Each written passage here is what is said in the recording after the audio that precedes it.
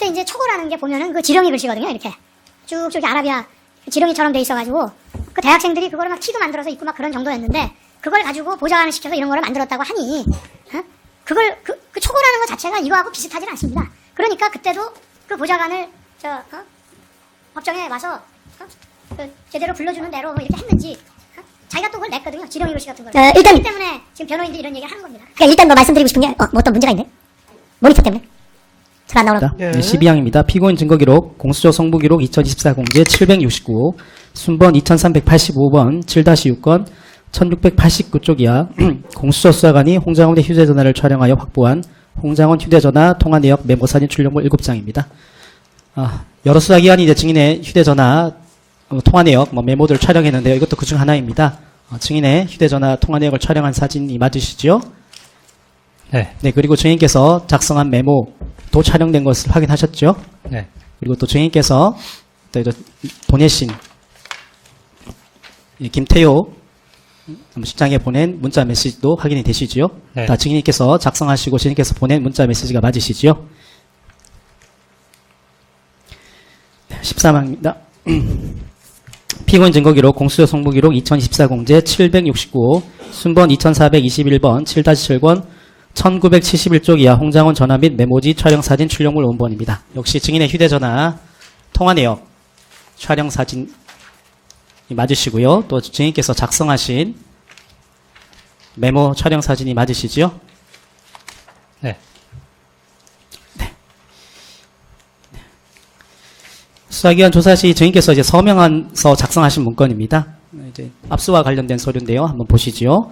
피고인 증거기록, 공수처 성부기록 2024 공제 769, 순번 2422번 7-7권 1981쪽 압수조서입니다. 예, 증인께서 이제 조사를 받으시면서 몇 가지 자료를 제출하시면서 이미 제출 압수조서를 작성하셨을 때 내용을 확인하시고 서명하신 것이 맞으시죠? 네.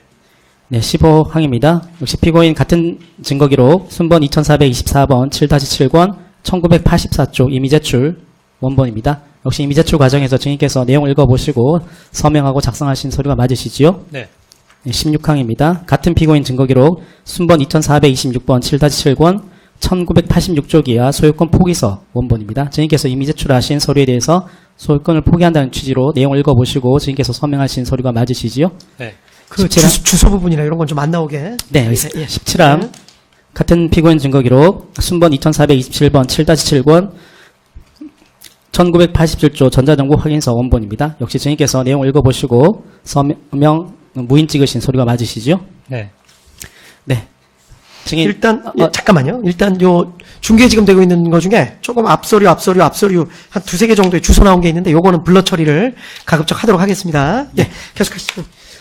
네, 증인 앞서 이제 저희가 진정성립 확인 과정에서 메모라는 걸 보셨지 않습니까? 특히 다시 한번요. 명단을 작성한 메모, 이게 아마 많은 논란이 있었고 이제 헌법재판소 증언하실 때도 논란이 있어서요. 이 부분에 대해서는 저희가 따로 지금부터 몇 가지 좀 여쭈고 있겠습니다. 네. 제가 차근차근 여쭤볼 테니까요. 한번 보시면서 증인께서 확인해 주시면 될 것 같습니다. 예, 진정성립 제9항 13항 중 메모 촬영 사진과 진정성립 4, 5, 6, 11, 12항 중 메모 촬영 사진을 제가 동시에 좀 띄워드릴게요. 이렇게 메모라고 되어 있으나 이제 대부분 내용이 비슷합니다. 다만 이제 좌측에 있는 진정성립 9, 13항의 경우에는 우측에 보시면 16명, 14명, 16명 부분이 이제 그대로 있고요. 오른쪽에 4 내지 6항, 11, 12항의 같은 경우에는 14명의 동그라미가 표시되어 있고 16이 삭선이 되어 있습니다. 네. 이 두 가지 메모가 지금 수사기관에 경찰, 공수처, 검찰 이렇게 확보가 되어 있는데요. 네. 이 두 가지 메모 작성 경우에 대해서 지금 찬찬히 좀 여쭤볼게요. 네. 이제 먼저 18항입니다. 진정성립 9항 관련해서 즉 이제 14명과 16명이 그대로 살아있는 메모에 대해서 좀 여쭤볼게요. 네. 자, 이 메모는 비상계엄 당일 증인이 여인영 전 국군 방첩사령관, 그러니까 방첩사령관이라고 제가 약칭하겠습니다. 방첩사령관과 통화할 당시 여인영으로부터 들은 내용을 기재한 메모다 이렇게 말씀하셨는데 맞으신가요? 네. 다만 이제 여인영 방첩사령관과 통화할 당시 네. 그때 작성된 원본은 아니죠? 예, 제가 메모가 조금 1차 메모, 2차 메모, 3차 메모로 나누어진다고 말씀드린 적이 있습니다. 네, 그걸 제가 이제 나눠서 가필하신 부분까지 이제 나눠서 차근차근 여쭤볼게요. 네. 혹시 이제 질문하는 과정에서 빠진 부분이 있으면 말씀해 주시고 다 듣고 말씀해 주시면 될 것 같아요. 자, 이 메모 이전에, 그러니까 지금 보여드리는 이 메모를 기준으로 보시면 됩니다. 이 메모 이전에 증인이 비상계엄 당일 여인영 방첩사령관과 통화를 하면서 증인의 자필로 쓴 메모, 요걸 1차 메모라고 할게요. 네. 그 다음에 2024년 12월 3일 23시 30분경, 그러니까 이제 그 국정원 이제 간부회의 직전에 증인의 지시에 따라 이제 1차 메모를 토대로 증인의 보좌관이 정서한 메모, 이걸 2차 메모라고 하겠습니다. 네. 이 1, 2차 메모가 있었는데 현재는 폐기된 상태죠. 그렇습니다. 그리고 이 메모는 지금 보시는 이 메모를 말합니다. 이 비상계엄 다음 날인 2024년 12월 4일 16시경 증인이 같은 보좌관에게 기억에 의존해서 뭐 2차 메모, 이게 두 번째 메모를 한번 작성해봐라 라고 해서 작성된 메모이죠. 요거를 이제 3차 메모라고 하겠습니다. 이 3차 메모에 증인이 다른 필기구를 이용해서 이제 사후 가필한 메모이죠. 네. 이제 그러면 결국에는 이 메모는 2024년 12월 4일 16시경 작성된 메모인데 증인의 보좌관이 작성한 부분도 있고 증인이 작성한 부분도 있다는 것인데 이걸 나눠서 한번 여쭤보겠습니다. 18-4항입니다. 지금 이 메모 중에 지금 좀 색깔이 좀 선명할지 모르겠는데요. 그 파란색 필기구, 조금 이제 파란색 필기구에 조금 두꺼운 이 필기구 부분, 즉 이제 이재명, 우원식, 한동훈, 김민석, 딴지일보, 권순일 삭선된 부분입니다. 정창래 전 헌법재판관이 삭선된 부분이요. 대법관, 전 선관위원장 밑줄까지 포함해서요. 그다음에 2명 화살표 없는 양과로, 그다음에 김명수, 김민우, 노총위원장, 권순일, 이게 파란색으로 작성된 부분인데 이 부분은 증인의 보좌관이 작성했다는 거죠. 그렇습니다. 그 후에 이제 검은색 조금 상대적으로 얇은 필기구로 작성된 부분, 그러니까 이제 박찬대, 그다음에 14명, 16명, 네, 요거는 이제 밑줄 포함입니다. 김어준, 조국, 그다음에 김민우 이름 옆에 이응을 하나 붙인 거, 그다음에 화살표 양과로, 그다음에 밑에 보시면 별표로 1조, 2조 축차 검거 후 방첩사 구금시설 감금조사, 그 밑에 별표 검거를 요청, 괄호 열고 위치 추적과 괄호 닫고, 그 다음에 이재명, 우원식, 김민석, 박찬대, 정창래 이름에 표시된 동그라미, 이 부분은 증인이 직접 가필한, 그게 맞으시죠? 네. 요때 2024년 12월 4일 16시경 증인이 가필한 것을 제가 이제 1차 가필이라고 하면서 이제 여쭤볼게요. 네. 자, 증인이 1차 가필한 이 메모를 이제 더불어민주당 소속 국회의원 박선원에게 제공한 적도 있으시죠? 네. 이제 언제 어떤 경우로 요 사진에 촬영된 메모를 제공하시게 되신 건가요? 다시 한번요. 박선원 의원에게 언제, 뭐 어떤 경위로 요 1차 가필된 메모를 제공하셨나요? 간단하게 말씀해 주시면 될 것 같아요. 아까 증거로 제출한 카카오톡에 그대로 나오죠? 먼저 궁금하다는 확인을 물어봤고 네. 거기에 또 답한 겁니다. 네. 재판장님 네. 보시면 될 것 같은데. 일단 박선원 의원이 근데 카톡 내용을 아직 재판부를 못 봐가지고 네. 좀 귀찮으시더라도 한 번만 말씀만 좀 해주십시오. 언제 어떤 경위로 제공한 것인가요? 제가 12월 6일 날 정보위에서 설명을 했는데 당시 정보위 간사였던 박선원 의원은 경기도 이천에 있는 특전사령부 항의 방문 때문에 그 자리에 없었습니다. 그래서 그 자리에 민주당에 있는 김병기 의원이 대참을 했었습니다. 그 다음날 박선원 의원이 본인은 그 자리에 들어가서 관련된 사항에 대해서 듣지 못했다고 하면서 관련된 사항에 대해서 좀 설명해 달라고 하는 요청이 카톡으로 왔습니다. 그래서 제가 12월 6일 날 했던 몇몇 가지의 내용들을 카톡으로 회신했던 것 같습니다. 네, 증인의 말씀은 원래 2024년 이제 앞으로도 질문 드리겠지만 2024년 12월 6일 정보위에 가서 이제 비공개 면담을 하실 때 원래는 더불어민주당 박선원 의원이 간사이기 때문에 참석을 해야 되는데 그날 다른 일정으로 다른 의원이 참석하셨고 그 후에 이제 박선원 의원이 정보위 간사 자격으로 증인에게 어떤 내용이냐라고 물어보길래 해당 내용을 설명하면서 방금 보여드린 1차 가필 메모를 카톡으로 보내드렸다 이 말씀인 거죠? 그렇습니다. 당시 박선원 의원에게 그 내용을 보낼 때는 이미 12월 6일 이후에 언론 등을 통해서 사실상 대부분의 내용들이 공개된 이후였습니다. 네, 18-8항 생략하겠습니다. 19항입니다. 진정성립 제4항 관련해서 이제 앞서 보여드린 다른 메모 보여드리겠습니다. 자, 증인 1차 가필 이후 2024년 12월 11일 수사기관으로부터 조사받을 당시 우측 상단에 보시면 16명 부분을 삭선하고 14명 부분에 동그라미 표시를 하셨는데요. 이걸 2차 가필이라고 했습니다. 그리고 그 이후에도 이제 양정철, 조혜주를 추가 기재, 이걸 3차 가필이라고 할게요. 좀 복잡하지만 이해를 해주시면 될 것 같아요. 그래서 2차, 3차 가필 하시기도 하셨죠. 그렇습니다. 우리 서 검사님 기억하시겠지만 서 검사님이 저한테 오른쪽에 있는 14, 16을 보고 14명이에요? 16명이에요? 그렇게 물어보신 적 있으시죠? 예. 그래서 제가 14명인 것 같습니다 하고 16을 쭉쭉 지은 거 그때 보셨던 거 기억하십니까? 네, 일단 제가 차차 여쭤볼게요. 네. 아무튼 수사기관에서 이 부분을 삭감을 하셨다라는 말씀이신 거죠? 조사 받으시면서. 예, 그날 네, 알겠습니다. 조사 받으면서 있었던 일입니다. 네, 한번 좀 차차히 여쭤볼게요. 2014년 12월 11일 오전경에 이제 공수처에 조사를 받으셨고, 오후에 검찰에 방문 조사를 받으셨죠? 네. 자, 19-2항 생략하겠습니다. 근데 이제 공수처가 확보한 메모 사진에도 저기 14명 부분이 동그라미가 되어 있고 16명 부분이 삭선이 되어 있어요. 그리고 검찰에서 촬영한 사진도 이렇게 그 14명 부분은 동그라미가 되어 있고 14명 부분에 동그라미가 되어 있고 16명 부분에는 삭선이 되어 있습니다. 다만 이제 3차 가필하셨다는 양정철, 조혜주라는 것은 안 보이거든요. 혹시 증인 이 설명할 수 있습니다. 14명 부분 동그라미, 예. 그다음 16명 삭선, 이거는 언제 어떤 경위를 하시게 되신지 한번 말씀해 12월 11일 주시겠어요? 날은 공수처 조사가 있었지만 공수처에서는 일체 조서를 작성하지 않고 어떠한 증거도 받아가지 않았습니다. 따라서 아마 공수처는 검찰이나 경찰로부터 그런 자료를 받았을 거로 생각되니까 공수처에는 그 자료를 제가 제시한 적이 없습니다. 따라서 2차 가필이었던 12월 11일 전에 있는 내용이 갔을 가능성이 높고요. 그 다음에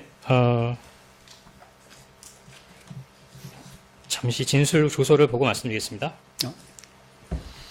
이 이 부분은 저기 일단은 재판장님 기억 허락을 나는 해주시면 대로 말씀. 검찰에서 일단 기억나는 조사받을 때는 12월 10일이고 그다음에 12월 15일 날 경찰에서 조사를 받았기 때문에 아마 가필한 내용이 그러니까 2차 가필된 내용이 그 다음번에 받은 경찰에게 제공됐기 때문에 아마 그랬을 겁니다. 그럼 제가 정리를 하면 네. 증인의 기억으로는 2024년 12월 11일 이제 검찰 방문 조사 때 14명의 동그라미하고 16명 분을 삭선을 했고 네. 그 전에 조사를 받았던 공수처에서는 이 메모를 촬영해 가지 않았기 때문에 이제 공수처에서 확보했다는 사진은 아마 증인께서 검찰 조사 시에 이제 수정했던, 가필했던 이 똑같은 메모를 확보했을 것이다. 이렇게 생각하신다는 거죠? 그런 것 같습니다. 사장님, 오래된 일이니까 증인이 일정한 메모를 갖고 그 진술하는 것은 재판부의 허락을 받고 할 수는 있는데요. 진술 조서를 좀 갖고 계시면서 진술 조서를 보시면서 진술하는 건 좀 문제가 있어 보입니다. 그러니까 지금 어떤 것을 갖고 계시고 어떤 것을 보조 장치로 보조를 삼아서 진술하는지 저희들이 좀 알고 싶습니다. 혹시 가지고 오신 거 좀 쌍방이 다 보셔도 될까요? 검사님이랑 변호사님께서. 제가 그럼 며칠 전에 주무관, 오늘 재판에 나온다는 얘기를 듣고 내란 특검에 자료 제공 신청을 했습니다. 그래서 경찰과 검찰에서 제가 진술했던 진술 조서를 제공받았습니다. 그래서 그거 들고 변호인이나 오셨다는. 검찰에서 갖고 있는 경찰과 검찰의 진술 조서 내용과 동일할 것으로. 아니 뭘 잘못하셨다는 말씀이 아니라 상대편도 한번 내용 확인하고 싶으시다고 하는 거니까 검찰 측도 한번 보여주시고 변호인 측도. 그리고 오늘은 가급적 기억에 의존해서 말씀하셔도 됩니다. 기억이 안 나면 안 난다고 하셔도 되고. 다른 한 1년 전 얘기라서 상당히 그 숫자라든가 날짜들 같은 경우는 좀 기억하기 어려운 부분이 있는데. 그러시죠. 예. 그럴 때는 미리 말씀만 해주시고 한번 확인해서 얘기하시겠다고 말씀을 주시면은 쌍방 의견 들어본 다음에 가급적 그렇게 하도록 하겠습니다. 네, 그렇게 하겠습니다. 예.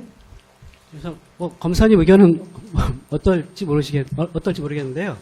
진술 조서를 보고 증언하는 얘는 좀 보지 못했고 좀 적절하지 않은 것 같습니다. 그래서 지금 말씀드렸습니다. 그래서 가급적 보시지 말고 기억에 의존해서 말씀하시고 그 숫자나 이런 것 때문에 기억이 가물가물할 수가 있잖아요. 사람이랑 다 또 메모 막 해갖고 오시기도 하거든요. 그러니까 그거 자체는 만약에 꼭 보셔야 되겠다면 미리 말씀을 좀 주시고 상대편들한테 여쭤본 다음에 제가 이렇게 된다 안 된다 말씀을 드리겠습니다. 네, 그렇게 하겠습니다. 아시겠죠? 계속하시죠. 네. 증인 현재까지 증언하신 내용 중에 진술 조서 보시고 대답한 건 없으신 거죠? 네. 그런 건 없으셨습니다. 제가 지금 계속 봤기 때문에. 계속하시죠. 19-4항 하기 전에 하나 정리하고 가겠습니다. 그럼 증인은 어쨌든 이 14명 부분에 동그라미를 치고 이제 16명 부분 삭선, 이게 제가 2차 가필이라고 명명했는데요. 이 부분은 이제 2024년 12월 11일 오후경 검찰의 방문 조사 때 가필했던 것이다. 그 말씀인 거죠? 네, 그렇게 기억합니다. 네, 19다시 사항은 조금 바꿔서 간단하게 묻겠습니다. 그럼 저희께서 이제 이 2차 가필된 것에다가 양정철, 조혜주 이런 부분을 이제 추가 기재 3차 가필하셨다고 했는데 그건 언제 가필하셨던 걸로 기억하시나요? 아마 12월 11일 검찰 조사 때거나 아니면 그 전후인 것 같습니다. 이후인 것 같습니다. 예. 네. 왜냐하면 그때까지만 하더라도 두 사람이 생각이 안 난다고 제가 말씀드리다가 뭐 언론에도 여러 가지 내용들이 나고 이분이구나라는 생각에 그 이름이 나서 옆에다가 이렇게 간단하게 메모를 해놓은 겁니다. 네, 알겠습니다. 20항 묻겠습니다. 어쨌든 지금까지 들어본 이제 메모 작성 경과를 보면 이게 증인의 보좌관은 이제 증인이 최초 직접 작성한 1차 메모를 대필한 것으로 보이고요. 이후 증인이 3차 메모 내용을 확인한 다음 증인이 가필까지 해서 완성된 것으로 결국엔 증인이 작성한 메모로 봐도 무방한가요? 제가 최초에 작성했던 1차 메모에 동일한 내용들이 적혀있다고 생각합니다. 네. 그리고 일부는 부자관이 가필한 거 부자관이 정서한 거 이후에 제가 통화 내용으로 기억했던 내용들을 추가로 그 위에다 가필해 놓은 것입니다. 네, 알겠습니다. 자, 이제 방금 뭐 말씀 중에도 좀 나왔던 것 같은데 하나만 더 확인하고 보겠습니다. 지금 제가 이때까지 이제 분류했던 1차 내지 3차 메모, 그 다음에 1차 내지 3차 가필도 이제 메모가 일부 수정되긴 하셨는데요. 예, 각 메모에 기재된 이름, 이제 명단이라고도 부를 수 있는데요. 이건 동일한가요? 아니면 각 메모마다, 버전마다 조금씩 달랐나요? 다른 점은 없는 것 같은데요. 네, 동일한, 명단은 동일하다, 이 말씀인 거죠? 네.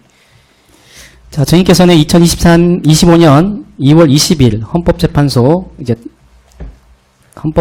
2024 헌납할 대통령 윤석열 탄핵심판 제10차 변론기일에 증인해서 증언하신 적 있으시죠? 네. 제시하면서 주겠습니다. 네, 여기 보시면 노란색 부분인데요. 여기 보시면 저희께서 이 메모 작성 경위에 대해서 조금 설명하시면서 이렇게 말씀하셨어요. 이 메모가 중요한 가치를 갖는 증거가 될 거라고는 당시에는 전혀 생각하지 못했습니다. 그리고 나중에 보면 뭐 특별한 의미 없이 했던 행위들, 뭐 가필이나 뭐 메모를 대필시키는 걸 말씀하시는 것 같아요. 이렇게까지 설명드려야 되는 상황이 되었던 것 같습니다라고 증언하셨는데 기억나시죠? 네, 지금도 동일합니다. 증인의 이 말씀의 취지는 증인이 뭐 이 증거법적으로 이 메모가 어떻게 활용될지에 대해서는 전혀 모르는 상태에서 뭐 증인께서 그 당시에 증인의 어떤 기억에 의존해서 최대한 사실대로 메모를 보완했다. 이 말씀으로 보이는데 맞나요? 네. 21-2항입니다. 2024년 12월 11일 증인에 대한 이제 검찰 방문 조사 중에 이제 검사가 증인에게 이 메모 자체를 좀 제출할 수 있는지 물었는데 증인께서 이제 사진 촬영으로 제공하겠다고 하셔서 사진 촬영의 방식으로 메모가 제출되었죠. 네. 메모 제공 당시 뭐 증인이 임의로 자발적으로 제출한 거 맞으시죠? 네. 네. 이제 메모 관련해서는 다 여쭤봤습니다. 네. 네, 일단 여기까지 진정성님 관련해서 뭐 다 증거로 채택하려고 하는데 뭐 특별한 의견 있으신가요? 저희 조금 전에도 증인께서 증언하셨지만 지금 문제가 되는 메모 중에 실제로 증인이 작성한 부분은 얼마 없고 나머지는 뭐 증인의 보좌관이 작성했다는 취지로 보이는데 그렇다고 하면 그 부분에 대한 진정 성립은 따로 확인을 해야 되는 것이 아닌가라는 좀 생각이 듭니다. 근데 좀 전에 하신 말씀은 우리가 일반적으로 문서 작성할 때 모든 문서를 이제 다 자기가 막 일일이 다 치진 않고 초안이나 초고를 작성을 지시한 다음에 본인이 내가 지시한 대로 맞는지 확인했다. 그래서 거기다 내가 빠진 게 있으면 뭐 가필했다. 그런 취지신 것 같은데. 유사합니다. 그렇다면은 뭐 본인이 작성한 걸로 봐야 되지 않나요? 잠깐만요. 예. 변호사님 말씀 듣고. 예, 그런데 지금 현재 예. 직접 작성했다라는 예. 증인이 작성케 했다라고 하는 사람이 증인으로 신청이 안 돼 있습니다. 아, 그걸 확인하고 싶으시다는 거예요. 그래서 예. 그 문서를 초안이라고 해야 되나? 그거를 작성한 사람. 그러니까 그 취지신지. 그러니까 제가 말씀드릴게요. 저는 헌재 재판도 다 탄핵 심판도 했기 때문에 예. 똑같은 얘기인데 그때 이제 초고라는 게 보면은 그 지렁이 글씨거든요. 이렇게 쭉쭉 이렇게 아라비아 지렁이처럼 돼 있어가지고 그 대학생들이 그거를 막 티도 만들어서 입고 막 그런 정도였는데 그걸 가지고 보좌관을 시켜서 이런 거를 만들었다고 하니 그걸 그 초고라는 것 자체가 이거하고 비슷하지는 않습니다. 그러니까 그때도 그 보좌관을 법정에 와서 그 제대로 불러주는 대로 뭐 이렇게 했는지 자기가 또 그걸 냈거든요. 지령이 글씨 같은 걸. 일단 그렇기 때문에 지금 변호인들이 이런 얘기를 하는 겁니다. 그러니까 일단 뭐 말씀드리고 싶은 게 뭐 어떤 문제가 있네? 모니터 때문에 잘 안 나오나 보죠? 그 보좌관이 작성했다는 1차 메모, 그 헌재에서 작성했었다는 그 1차 메모를 좀 제시를 하고 싶어서. 예, 알겠습니다. 잠깐만요. 네. 근데 일단은 제가 보기에 지금 증거 능력 자체랑은 약간 상관없는 얘기이신 것 같아요. 아주 다. 지금 결국 본인이 작성하게 해서 했다. 근데 나중에 그 신빙성 때문에 그 작성하게 한 그 누구 부하를 아까 통해서 작성하게 했다는 거잖아요. 그러니까 그 부하를 따로 뭐 증인으로 부르셔가지고 물어보시는 건 상관이 없는데 본인이 지금 내가 불러줘서 이렇게 작성하게 하는 게 내가 이렇게 했다. 그거는 진정성립 자체는 인정된 걸로 봐야 되는 거 아닌가요? 제가 생각이 짧아서 그런가? 예. 예, 저희가 제 말씀 무슨 말씀인지 이해되시는지. 예, 엄밀히 보면은 지금 그 작성자가 그러니까 저희가 말하는 그 보좌관 작성 부분의 작성자는 저희가 누구인지도 지금 모르는 상태이고요. 그렇게 돼서 이게 사실 어떻게 보면 그 보좌관이 작성했다는 부분은 지금 출처 불명의 문서가 되기 때문에 저희로서는 그 부분에 대해서 뭐 증거로 채택하시는 거에 대해서 이의를 좀 제기할 무슨 수밖에 말씀인지 없고요. 알겠습니다. 그러니까 재판부에서는 증인이 그렇게 작성하신 것 자체가 맞다면 그건 진정성립에 문제가 없다. 이런 식으로 지금 여쭤본 건데 지금 변호인들 말씀하시는 건 그 경위 자체가 맞는지 틀리는지 모르기 때문에 그것까지 확인한 후에 그게 맞다면 그게 맞다면 그때 가서 판단하는 게 맞다. 지금 약간 그런 말씀이신 거죠? 네, 추가로 헌법재판소 탄핵 심판 있을 때 예. 그 증인 본인이 증인으로 나와서 저희들 반대 신문에서 그럼 누가 작성했느냐 보좌관의 구체적인 성명을 이야기하라고 했는데 구체적인 성명이나 이걸 제시하지 않았습니다. 본인이. 저 그래서 무슨 우리가 말씀인지 확인한다고 굉장히 애를 썼는데도 본인이 직접 그 누가 있는지를 작성했다는 이야기를 한 적이 없습니다. 무슨 말씀인지 알겠습니다. 예. 제가 답변할까요? 그러면 여기까지 하고 이제 검사님 제가 무슨 말씀인지 제가 100% 이해했습니다. 그러니까 작성 경위 자체가 지금 증인께서 말씀하신 게 맞는지 틀리는지 확인을 꼭 해봐야 되겠다. 그런 말씀이시네요. 예, 서검사님. 네, 특검 측에서는 말씀드렸지만 이 부분은 뭐 사실상 보좌관이 대필한 부분이지 실질적인 작성자는 이제 증인이라는 점을 저희가 앞에 진정성립 보면서 확인했고요. 그다음에 헌재에서 이제 직원 관련 부분은 직원의 어떤 직책이나 성명은 이제 비밀로 지정되어 있기 때문에 그 부분은 그러지 않아서 밝히지 않았던 것이지 경위에 무슨 문제가 있어서 증인께서 이제 대필했다는 보좌관의 어떤 신분사항을 밝히지 못한 것은 아닙니다. 그래서 들어보셔도 알겠지만 사실상 이제 이거는 작성자라고 함에 있어서 형식적인 작성자라고 보기는 힘들고 실질적인 작성자, 그러니까 그 문서의 어떤 진위를 확인할 수 있는 작성자로 봐야 되지 재판장님 말씀처럼 이 부분은 이제 보좌관이 대필한 것에 불과할 뿐이고 증인이 나중에 사후적으로 내용을 다 확인한 다음 가필까지 해서 완성하는 부분입니다. 그렇기 때문에 이 메모의 작성자는 증인으로 봄이 상당하고 따라서 이 부분에서는 진정성립이 인정되는 이상 증거로 채택감이 상당하다는 것이 이제 특검 의견입니다. 알겠습니다. 일단 메모 부분. 예. 네, 저희 뭐 한 가지만 추가로 제가 보기엔 말씀드리면은 지금 네. 양쪽 말씀 다 들었으니까 이 부분 증거에 대해서는 약간 첨예한 의견이 있으시니까 반대 신문 한번 들어보고 결정할게요. 이 메모 부분은 반대 신문 하시는 거 들어보고 최종적으로 결정하겠습니다. 뭐 그 경위에 대해서 물어보실 기회를 지금 못 가지신 거잖아요. 그죠? 그러니까 그 부분 보고 증인 진술이 그 부분에 신빙성이 있는지 없는지 판단하고 하면 될 것 같고 잠깐만요. 메모 빼고 나머지에 대해서 뭐 하실 말씀 있어요? 그 이 메모를 작성한 그 보좌관의 진술서 내지는 이 작성자의 이 메모 작성 경위가 진술된 진술서의 진술 조서조차도 지금 이 사건의 기록의 증거로 제출되어 있지 않습니다. 그래서 아까 뭐 조태용 내지는 홍장원 증인의 추가적인 진술 조서 부분도 저희가 수사기록 추가적인 뭐 등사를 신청을 해서 신청을 하겠다고 말씀을 드렸습니다. 그 부분도 저희가 추가적으로 신청을 해야 될 것 같습니다. 그러니까 알겠습니다. 있다면, 네. 제가 지금 말씀드려서 이 부분은 더 뭐 말씀 안 하셔도 될 것 같은데 일단 그 부분은 보류하는 걸로 남겨놓고 나머지 부분은 지금 증거로 채택하고. 한 가지만 더 말씀드리겠습니다. 예. 18-2항인데요. 18-3항입니다.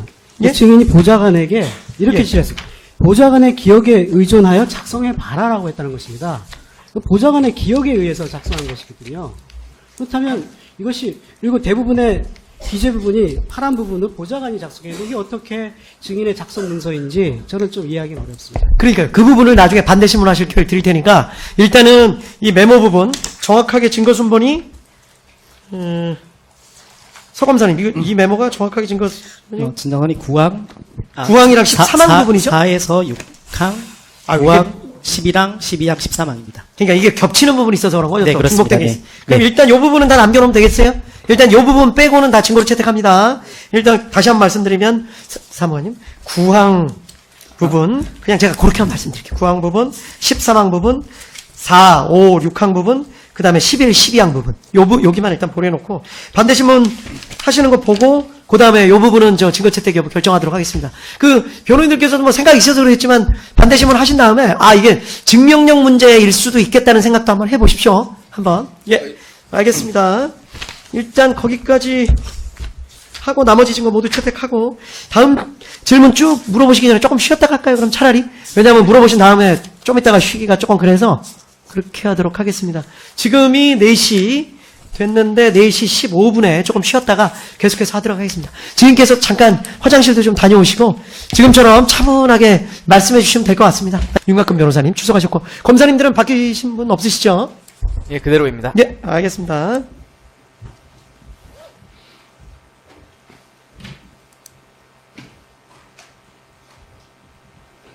예, 지금 조금이라도 쉬셨는지 모르겠네요. 차분하게 답변 잘하고 계시니까 기억나시는 대로 말씀하시면 됩니다. 너무 부담 같은 거 가지실 필요 없습니다. 예, 서검사님 어떻게 계속 진행할까요? 22번서부터. 네.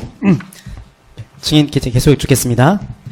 22항 전에 하나 여쭤볼게요. 그 앞서 이제 그 쉬시기 전에 메모 촬영 사진을 보셨잖아요.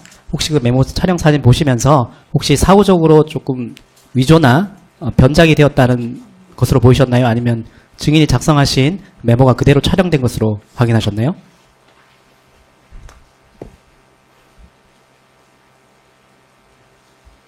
그냥 보기에는 똑같다고 생각했는데 그냥 화면으로 지나가서 제가 아주 구체적으로 확인 안 했습니다만 혹시 모사나 위조의 가능성이 있다는 점을 보셨습니까? 증인께 여쭤보는 겁니다. 저는 뭐 그런 생각은 하지 않았습니다. 네, 알겠습니다. 22항 여쭙겠습니다. 증인께서는 2024년 12월 3일 비상계엄 당시 국가정보원, 국정원이라고 약칭하겠습니다.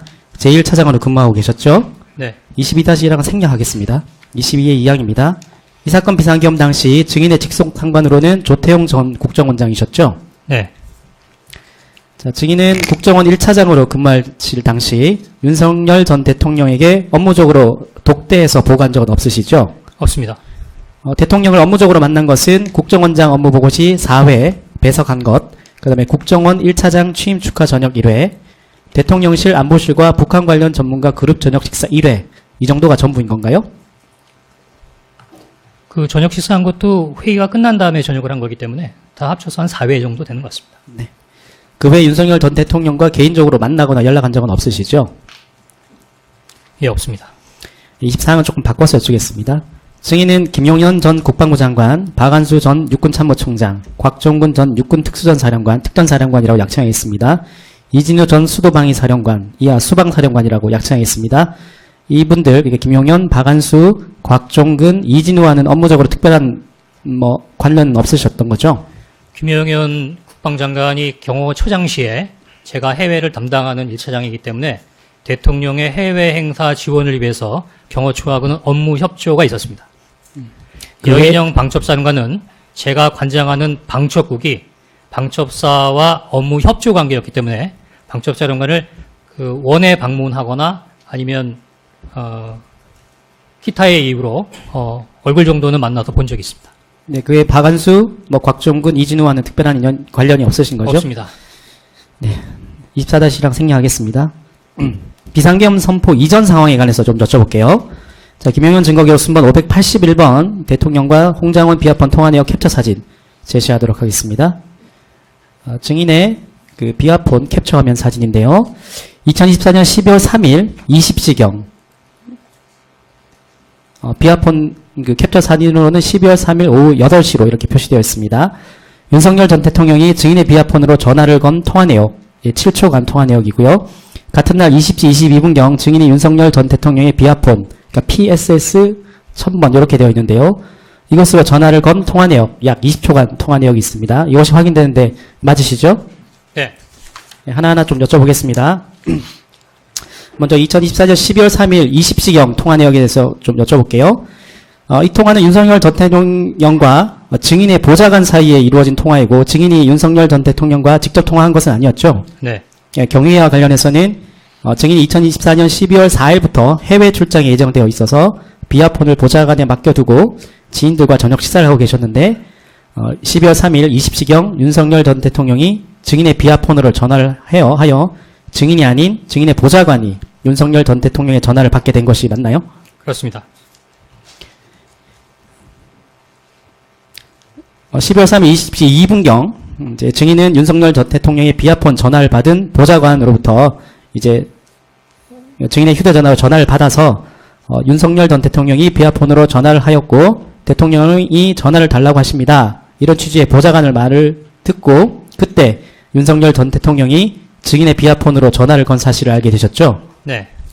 이후 증인은 대통령의 전화를 받지 못해서 좀 곤란하게 되었다. 이런 생각에 곧바로 보좌관에게 비아폰을 역삼역 인근으로 가져오게 해서 비아폰을 건네받았고 12월 3일 20시 22분경 증인이 윤석열 전 대통령에게 전화를 걸어서 통화를 하게 된 거죠. 네. 12월 3일 20시 22분경 통화에 여쭈겠습니다. 이 통화에서는 어떤 대화가 있었었나요? 일단은 전화를 하셨던 거에 대한 백콜이니까 국정원 1차장 홍장원입니다라고 관등성명을 댔던 것 같고 뭐 별일 없냐? 예, 별일 없습니다. 한두 시간 후에 중요한 얘기를 할 게 있으니 전화기를 들고 잘 대기해라. 네, 알겠습니다. 뭐 그 정도가 다였던 것 같습니다. 방금 말씀하신 그 정도 대화가 다고 그 외에는 별다른 대화가 없었다는 말씀인 건가요? 그렇습니다. 그러면 이 당시 20시 22분경 통화에서는 뭐 비상계엄이나 비상계엄 시 뭐 국정원이 어떤 임무를 해야 될지 이런 언급은 없었다는 거네요. 제가 말씀드렸던 게 답니다. 26항입니다. 2024년 12월 3일 이날 통화 이전에 윤석열 전 대통령과 비아폰으로 통화하신 적은 있나요? 처음입니다. 예, 27항은 답이 나왔기 때문에 생략하겠습니다. 자, 이제 28항 묻겠습니다. 증인은 이제 윤석열 전 대통령으로부터 이제 이 통화에서 뭐 한두 시간 후에 중요하게 할 이야기가 있으니 뭐 전화기 잘 두고 대기하라. 이런 취지의 얘기를 들었다고 했는데 그 얘기를 듣고 어떤 조치를 취하셨습니까? 그 다음 어떤 행동을 하셨어요? 바로 본부로 복귀했습니다. 청사에 있는 사무실로 복귀했습니다.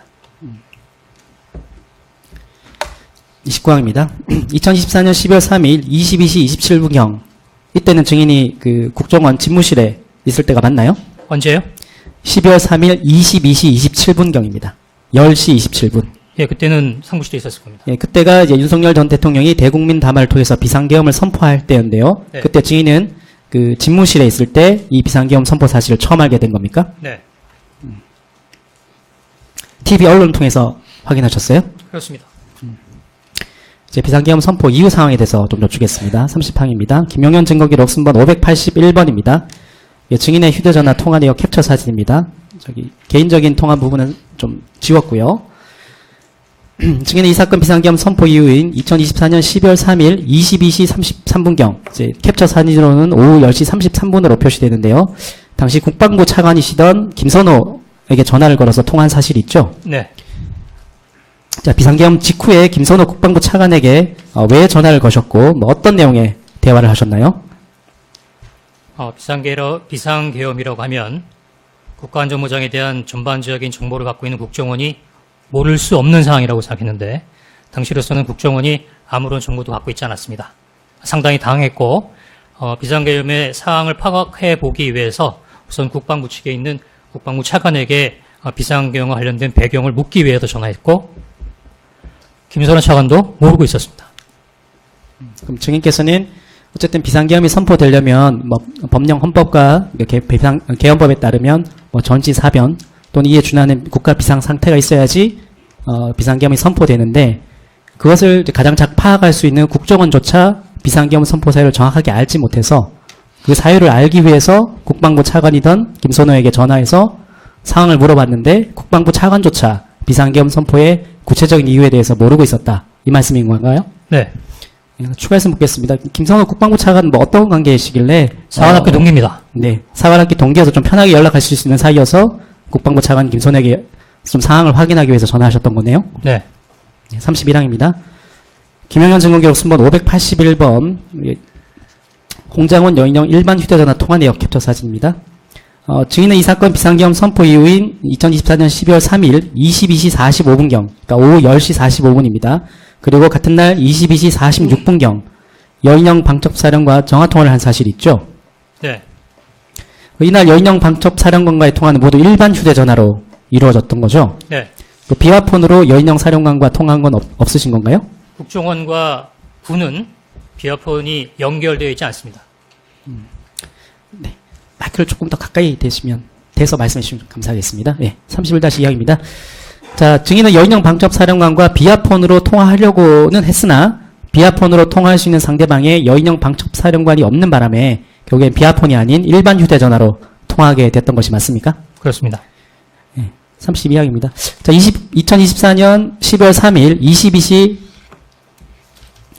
45분경, 조금 바꿔서 묻겠습니다. 22시 45분경은 이제 통화 내역이 0초로 나왔는데, 이때는 통화가 이루어지지 않았었나요? 예, 제가 전화 걸었는데 못 받았던 것 같습니다. 네. 그리고 1분 후인 22시 46분경, 리턴콜이 왔습니다. 예, 여인영 사령관이 이통콜이 왔던 거죠. 네, 그러면 먼저 묻겠습니다. 2024년 12월 3일 22시 45분경에 전화 통화가 이루어지지 않았지만 증인이 먼저 여인영 방첩사령에게 전화를 건 이유와 경위가 어떻게 됩니까? 계엄이 일어날 때 국방차관이 모르면 군에 있는 가장 알아야 되는 사람 중에 한 사람이 방첩사령관이라고 생각했기 때문이었습니다. 32의 1항은 생략하고 추가해서 묻겠습니다. 그렇다면 어쨌든 2024년 12월 3일 22시 45, 6분 이때까지 증인도 비상계엄의 구체적인 이유를 몰랐고 첫 번째 확인했던 국방부 차관 김선호 차관도 몰랐고 그렇기 때문에 그 다음에 비상계엄 선포 사유를 가장 잘 알 것이라고 생각한 여인영 방첩사령관의 전화에서 비상계엄이 왜 선포되었는지 그 경위에 대해서 확인하기 위해서 여인영 방첩사령관에게 먼저 전화를 건 겁니까? 네.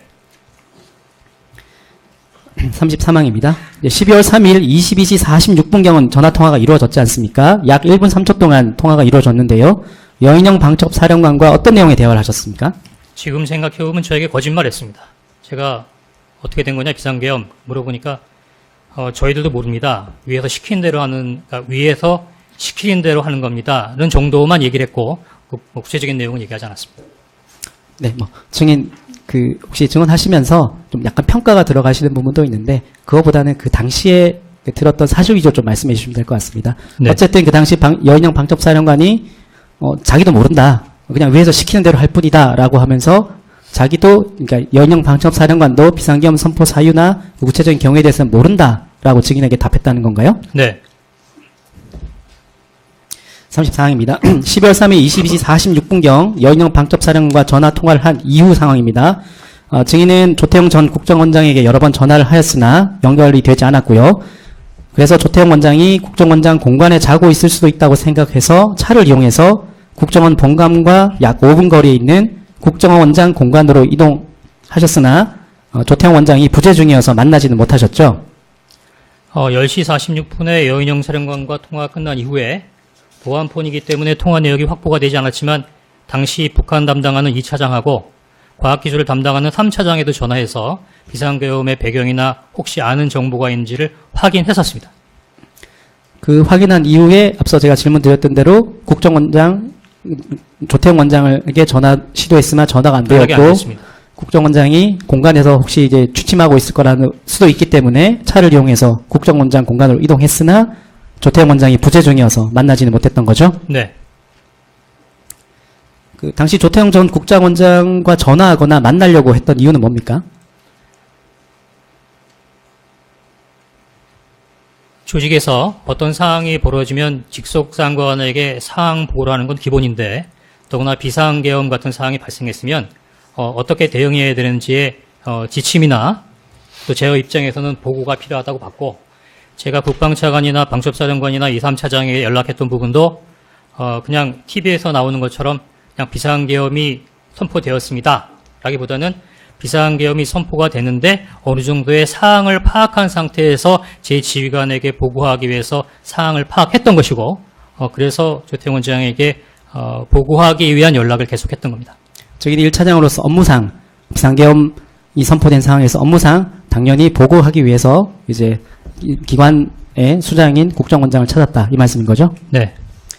35항입니다. 김영현 증거기록 순번 581번입니다. 역시 이제 대통령 공장원 비아폰 통화 내역 캡처 사진 제시하겠습니다. 2024년 12월 3일 22시 53분경입니다. 윤석열 전 대통령이 증인의 비아폰으로 전화를 걸어 약 1분 24초간 통화를 하였는데요. 이 통화에서는 어떤 통화를 하셨나요? 대화를 하셨나요?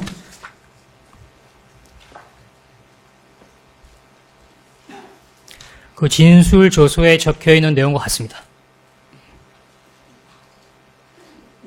네, 수사기관에서 진술하셨지만 그래도 이제 재판장님과 재판부가 들을 수 있도록 증인이 기억나시는 대로 한번 증언해 주시면 감사하겠습니다. 뭐 내용을 보시거나 뭐 이렇게 하시면 안 됩니다. 그냥 기억나는 대로 말씀해 주시면 됩니다. 보고하려는 게 아니라 앞에 계시는데 그 앞에서 얘기하는 게 좀 그래서 그런데 이야기하겠습니다. 당시 22시 53분에는 주태원장 그 공관으로 들어가서 조태영 원장이 있나 없나를 확인한 상태에서 추가적으로 운전원이나 수행팀에 연락을 하기 위해서 연락 조치를 하고 있는 중이었는데 그때 보안폰이 울렸습니다. 받치라고 하면서 그 비상계엄 방송을 받느냐라고 물어보시는 것 같은데 받치 그저고 다 잡아들여서 이번에 닦아 정리해라 라는 말씀과 국정원에도 지금 주시겠다는 건지 나중에 주겠다는 부분에 시점은 없지만 대공수사권을 지원해 주겠다는 내용 그리고 방첩사를 지원해라. 단순하게 방첩사를 지원하는 게 아니라 인원이나 예산이나 어떤 무조건 방첩사를 지원하라고 강하게 말씀하셨던 것이 기억이 납니다.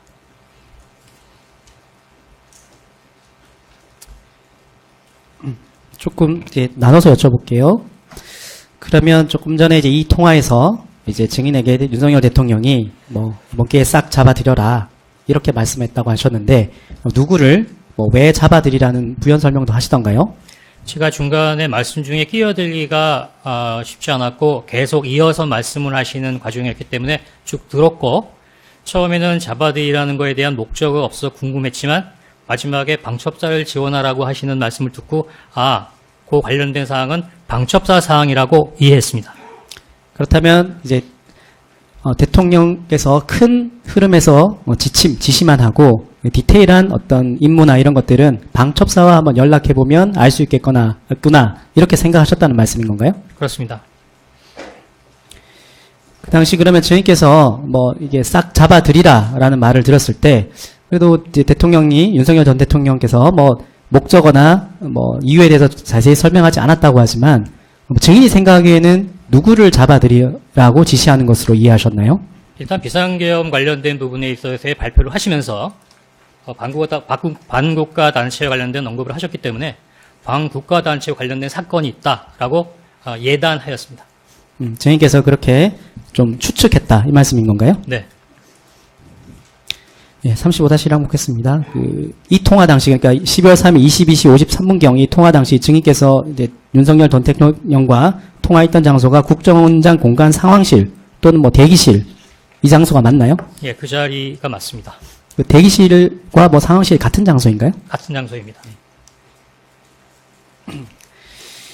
증인이 헌재 나가셔서 이제 변론 기일에 증언하셨던 내용 관련해서 좀 여쭙게요. 그 증인은 2025년 2월 4일 헌법재판소 2024 헌나 8 대통령 윤석열 탄핵심판 제5차 변론 기일에 증인으로 출석하셔서 증언한 사실이 있으시죠? 네. 예, 제시하면서 여쭙겠습니다.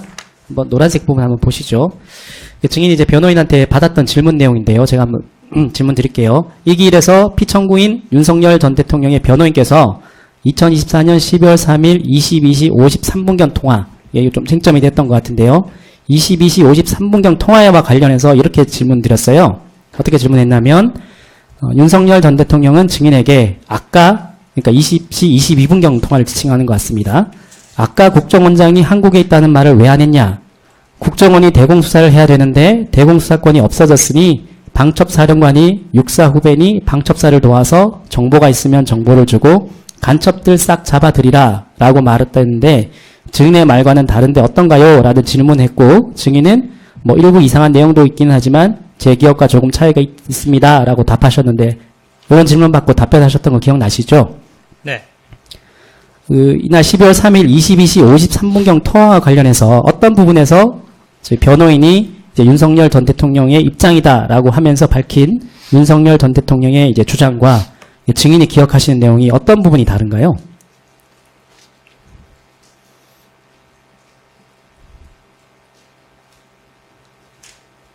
말씀하실 때 저런 내용을 마음속으로 갖고 이야기하셨는지 잘 모르겠습니다만 저는 그 뜻과 의도와 무관하게 전화를 통해서 들은 대로만 얘기한 것입니다. 네, 그러면 조금 나눠서 한번 여쭤볼게요. 자, 이제 이 22시 53분경 통화에서 윤석열 전 대통령이 증인에게 아까 국정원장이 한국에 있다는 말을 왜 안 했냐? 이런 말을 들은 기억이 있습니까?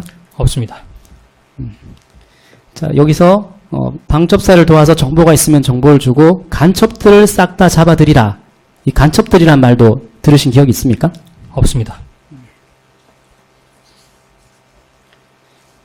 36다시 사망입니다. 같은 기일에서 증인에 대한 증인신문을 마칠 무렵 이제 윤석열 전 대통령께서 헌법재판소장의 허가를 얻어서 한 발언 내용 중에 일부를 제가 발췌해서 질문 드릴게요.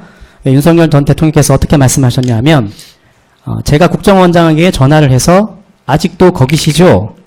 저는 미국에 있는 줄 알고 그랬더니 국정원장이 예, 아직도 여기입니다. 이래서 저는 해외에 있는 줄 알았습니다. 그래서 처음으로 제가 홍장원 1차장에게 전화를 하게 됩니다. 처음에는 안 됐고, 처음이라는 게 아마 20시경을 말하는 거예요. 보좌관이 받으신 거. 두 번째, 그러니까 20시 22분경을 말하는 것 같습니다. 두 번째는 전화가 왔습니다. 그래서 증인, 그러니까 홍장원 1차장에게 원장님 부재 중이니까 잘 챙겨라 라고 얘기했습니다. 그런데 8시 반 무렵에 국무회의 하려고 하는데 국정원장이 오기에 미국에 있는 거 아닙니까? 했더니 저 내일 출발입니다. 국정원장이 그렇게 말했다는 거예요. 국정원장이 저 내일 출발합니다. 라기에 나는 원장님 미국 계신 줄 알고 제가 1차장한테 전화를 했습니다.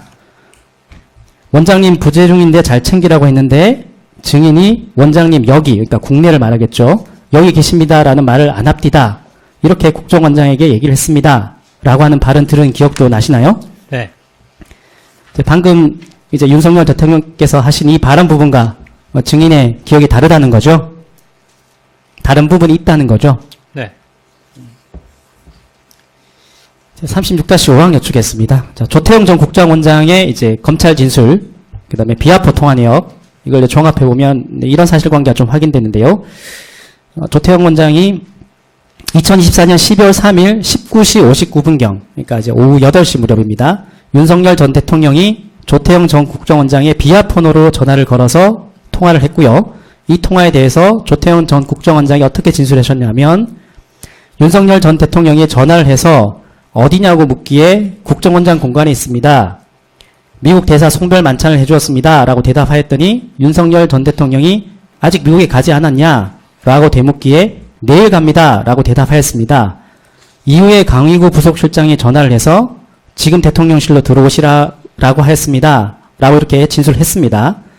이를 종합하면 윤석열 전 대통령은 조태용 전 국정원장이 2024년 12월 3일 당일 국내에 있는 사실을 알았다는 것인데 그렇다면 윤석열 전 대통령이 12월 3일 20시 22분경 증인에게 국정원장이 부재 중이다 라는 말을 하거나 12월 3일 22시 53분경 증인에게 아까 국정원장이 한국에 있다는 말을 하지 않았느냐 라는 식으로 마치 국정원장이 해외에 있고 한국에 있는지 몰랐다 이런 식으로 말씀할 상황은 아닌 걸로 보이는데 증인 어떻습니까? 예, 약간의 혼동이 있으셨던 것 같습니다. 아무튼 증인께서는 22시 이날 대통령과 통화하는 과정에서 조태용 원장이 뭐 해외에 있으니 국정원 잘 챙겨라 이런 취지의 말을 들은 기억이 없다는 거죠. 네. 37항 묻겠습니다. 김영현 증거기록 순번 581번 홍장원 여인영 일반 휴대전화 통화 내역 캡처 사진 다시 제시하겠습니다. 2024년 12월 3일 22시 58분경 이제 대통령과의 22시 53분경 통화가 마친 이후입니다. 증인은 여인영 방첩사령관에게 일반 휴대전화로 전화를 걸어서 약 48초간 통화를 한 사실이 있죠. 네. 증인께서 먼저 여인영 방첩사령관에게 전화를 거셨던 이유가 뭡니까? 대통령께서 방첩사를 지원하라고 방금 지시하셨지 않습니까? 그 지시에 분명하기 위해서 방첩사령에게 전화했습니다. 네. 그리고 좀 전에는 또 이제 대통령께서 큰 틀에서 뭐 방첩사를 지원해라, 싹 잡아들여라, 뭐 이런 지침만 주었지 디테일한 지시가 없어서 그 부분은 방첩사에 확인하면 알 수 있겠다라는 생각도 하셨다는데 물론 뭐 그런 그 생각에 생각도- 또 방첩사에 전화하신 것도 있나요? 예, 그런 생각도 있었습니다. 그럼 이 통화에서는 여인영 방첩사령과 어떤 통화를 하셨는지 혹시 기억이 나시나요? 네. 어떤 통화를 하셨던 걸로 기억하시나요? 좀 전에 말씀드린 대로 처음 전화에는 조금 저희들도 잘 모릅니다라고 얘기해서 제가 부위와 통화했다. 대통령께서 너희들을 지원해 주라고 한다라고 얘기를 하니까 그제서야 세부적인 내용에 대해서 저에게 얘기했습니다. 증인 아마 이제 헌재에서도 증언하실 때 이날 이제 20 58분경에도 여인영 방첩사령과 통화하고 8부인 23시 이제 06분경에 통화를 하지 않습니까? 네. 이거에 대해서 약간 기억이 혼재되어 있다라는 취지로 말씀하셨거든요. 기억이 좀 혼재되어 있으신 건가요? 네? 기억이 조금 혼재되어 있으신 건가요? 기억이 혼재됐다기보다는 조태영 원장이 CCTV를 공개함으로써 제 기억을 혼란스럽게 했던 것 같습니다. 일단은 그러면 증인께서 기억하시는 대로만 한번 지금 한번 말씀해 주시죠. 그 22시 58분경에는 어떤 대화를 하셨는지 기억이 나시나요? 22시 58분에는 방금 그런 식의 대화가 있었고 마치 생각이나 태도를 바꿨는지 그 이후에는 여인영 사령관이 세부적인 내용에 대해서 저에게 마치 보고하듯이 이야기를 했습니다. 처음 얘기는 경찰과 협조해서 국회를 봉쇄하고 있습니다였고 그 다음번에는 제가 메모에 남긴 대로 현재 방첩사에서 체포조가 아마 체포 명단을 가지고 활동을 하는데 그 부분에 대해서 지원을 요청하는 부분에 대해 얘기를 했습니다. 특히 그 위치 추적과 관련된 부분에 대한 얘기를 들은 것 같고 그 다음에 그 체포란 이후에는 방첩사 구금 시설에 수용하여 신문을 할 것이다. 1차, 2차 축차적으로 체포 작전을 시작한다는 그런 내용들을 순차적으로 저한테 설명했던 것으로 기억합니다. 그게 22시 58분경 통화라고 기억하시나요? 제가 이 부분에 대해서는 조금 양해를 구하겠는데 10시 58분과 11시 06분 똑같은 내용을 가지고 이야기를 하는데요. 어디서 대화가 끊기고 어디서 대화가 이어졌는지에 대해서는 제가 조금 정확하게 말씀드리기 곤란하다는 말씀드리겠습니다.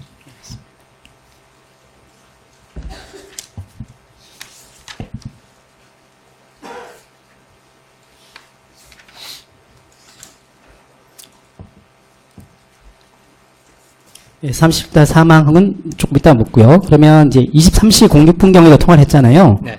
예, 2024년 38항입니다. 2024년 12월 3일 23시 06분경에 이제 증인이 다시 여인영 방첩사령에 전화를 걸어 약 2분 47초 동안 통화를 한 사실이 있죠. 예, 그래서 10시 58분에는 제가 개인 폰으로 전화한 걸 알게 되고, 이거 내용이 개인 폰으로 통화해서는 안 되겠다라고 해서 전화를 중간에 끊고 보안폰으로 전화를 하려고 했습니다. 지금 생각해 보니까 11시 6분 직전에 제가 제 차장실 사무실로 들어가면서 요거 그 방첩사하고 연결하면 어떻게 돼? 뭐 이런 내용들을 확인해 보니까 지금 갖고 계신 보안폰으로는 군과 연결이 안 돼 있습니다. 그런 내용을 이제 그때 인지를 했고, 그럼 현재로서는 방첩사령관하고 통화할 수 있는 게 개인 폰밖에 없겠구나 싶어서 23시 06분에 통화를 재개한 것입니다.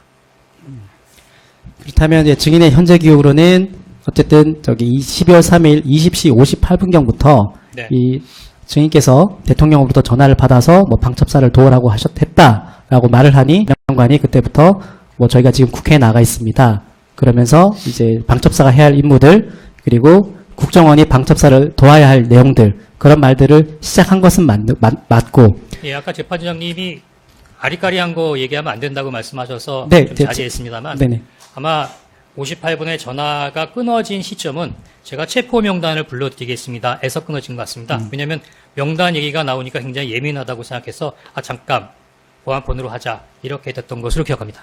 그러면 일단은 지금 기억으로는 20시 58분경부터 뭐 체포 명단 관련해서 뭐 얘기가 나오기 시작했는데 저희께서 볼 때는 좀 민감한 내용이니 이제 보안성이 뛰어난 이제 비아폰으로 통화를 하자라고 해서 통화를 마쳤고 근데 그 사이에 이제 비아폰으로 이제 통화를 시도하려고 했으나 통화가 안 되어서 어쩔 수 없이 다시 23시 06분경에 그 일반 전화로 통화를 했고 그 앞서 20시 58분경부터 했던 대화 내용을 이어서 계속 대화를 하셨다. 이 말씀인 건가요? 네. 38항 나머지 부분 좀 바꿔서 물어볼게요. 그러면 증인의 이제 방금 증언의 취지에 따르면 어쨌든 12월 3일 20시 58분경에 증인이 여인영 방첩사령관에게 전화를 걸어서 대통령으로부터 전화를 받았다. 방첩사를 도우라고 한다라고 하니 이제 여인영 방첩사 사령관이 뭐 우리들 땐 국회로 나가 있다. 그리고 누구누구를 체포해야 되는데 지금 뭐 위치 추적이 안 된다. 선배님이 좀 도와주십시오. 뭐 이런 식으로 얘기를 하면서 체포 명단을 알려주려고 했고, 그런데 증인께서는 조금 민감한 내용이라고 생각해서 비아폰 통화를 하기 위해서 전화를 한번 끊었었고, 결국에는 비아폰 통화가 연결되지 않자 다시 23시 06분경에 일반 전화로 통화해서 앞선 대화를 계속 이어나갔다. 그리고 그때 들었던 내용들이 체포 관련 명단 내용이다. 이렇게 정리하면 될까요? 네.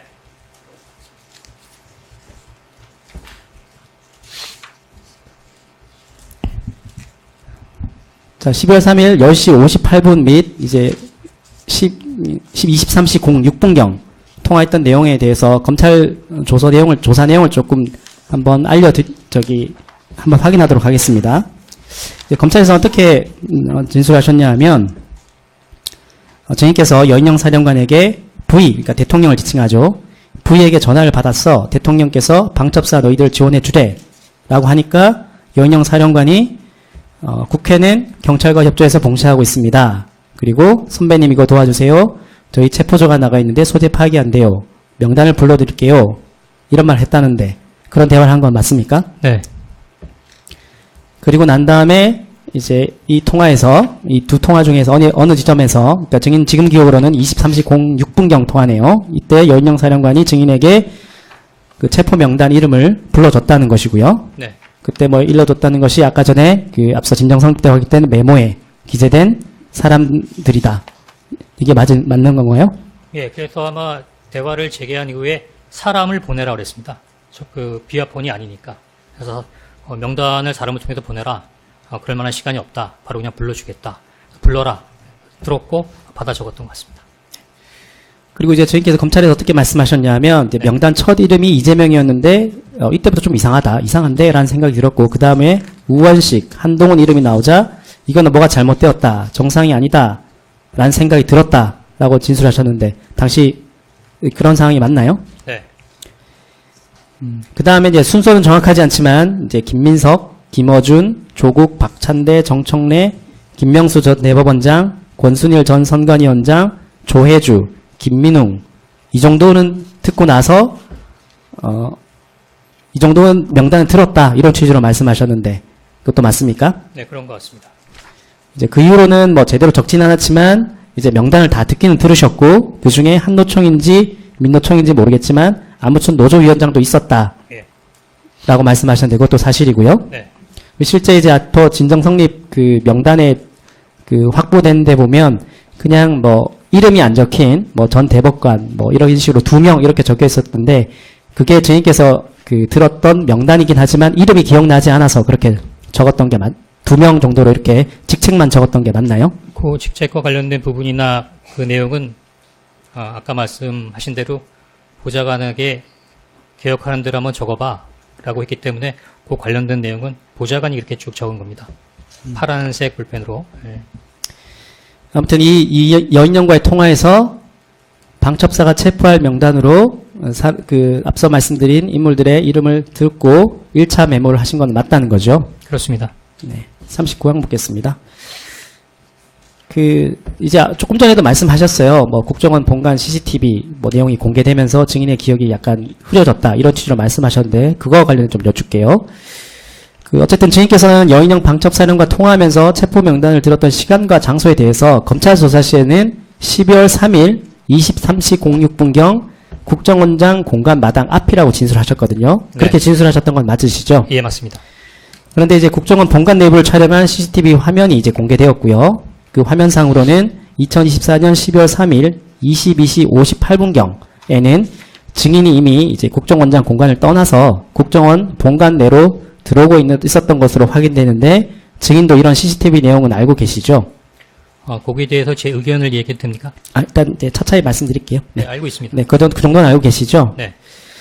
이제 검찰 조사하실 때 진술하고 이제 국정원 CCTV 이 장면이 좀 다르게 됐는데요. 뭐 이에 대해 뭐 말씀할 게 있다고 지금 말씀하셨는데 뭐 이게 어떻게 다르게 된 이유에 대해서 뭐 증인의 생각이나 의견이 있으신 건가요? 첫 번째는 아무래도 CCTV를 정확하게 보니까 11시 6분에는 제 사무실에 있었다라는 부분은 헌재에서도 이미 교정해서 진술한 바 있습니다. 다만 CCTV를 공개하면서 그때 헌재에서 헌재 원고 측에서 CCTV의 시간이 과연 정확한 거에 대한 질문에 대해서 당시 조태용 국정원장 측이 국정원의 CCTV는 GPS와 연동되어 있어서 정확하다 이렇게 답변한 바 있습니다. 그때는 기술적인 부분에 있어서 지식이 없어서 그런가 보다 했는데 제가 2차 헌재가 끝나고 난 다음에 개인적으로 궁금해서 국정원에도 CCTV를 납품한 적이 있는 그 CCTV 업체를 가서 그 관련된 사항이 GPS로 연동돼서 운영되는 CCTV가 어떤 것인지를 한번 확인해 본 적이 있습니다. 그런데 CCTV라고 하는 것은 기본적으로 카메라하고 영상을 녹화하는 장치입니다. 따라서 GPS하고 연동된다는 것은 어폐가 있고 다만 그런 영상물에 디지털 타이머를 연결해 놓다 보니까 시간까지 특정할 수 있는데 CCTV가 배터리나 전자적인 충격이나 외부 상황 변화에 따라서 자꾸 시간의 편차가 난다고 합니다. 그래서 그 시간의 편차를 보정하기 위해서 통상은 육안으로 주기적으로 시차를 조정하기도 하고 또는 최근에 나오는 것 같은 경우는 그 보정 장치가 있어서 그 보정 장치를 GPS와 연결하면 자동적으로 그 시간을 업그레이드 돼주는 보정 장치가 있다는 뜻이군요. 그럼 무슨 뜻이냐면 CCTV의 시간은 다소의 편차가 있다는 뜻입니다.